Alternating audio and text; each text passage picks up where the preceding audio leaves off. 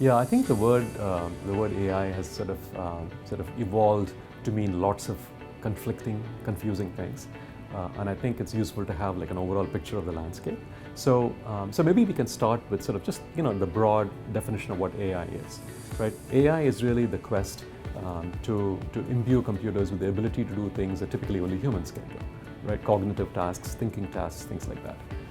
And the traditional approach to AI was essentially, if we want the computer to do something that a human can do, for example, such as play chess, we will sit down with human experts and then we will ask them how they actually play chess, how they actually solve a problem, and then we will write down exactly what they do, typically in the form of rules, if-then rules.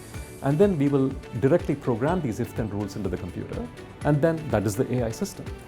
Now, this sounds very commonsensical, it's a very reasonable approach, but as it turned out, it only had success in a few areas, not as broadly as the pioneers of AI had hoped. And there are a couple of reasons why. One reason is that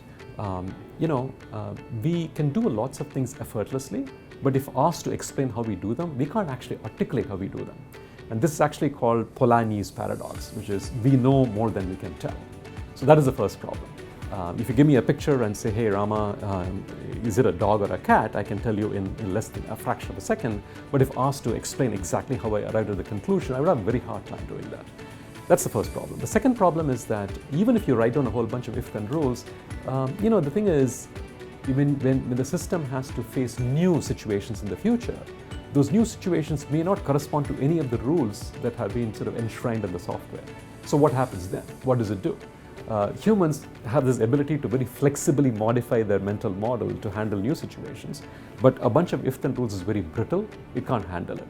Or to put it more technically, these systems can't generalize to new situations. So for these two reasons, the traditional approach to AI wasn't very successful. And then a new approach was developed, and this approach is called machine learning. And the idea of machine learning is actually very simple. It basically says, instead of figuring out explicitly how the computer should do a task by listening to expert humans and writing the stuff down, why don't we just give it lots of examples of inputs and outputs, questions and answers, task and response. Let's give lots of examples, and why don't we get the computer to just automatically learn how to go from the input to the output. So this is machine learning by example, basically. And it was very successful. So, credit scoring, loan decisioning, disease prediction, demand forecasting, all those areas have been essentially sort of conquered by the use of machine learning approaches.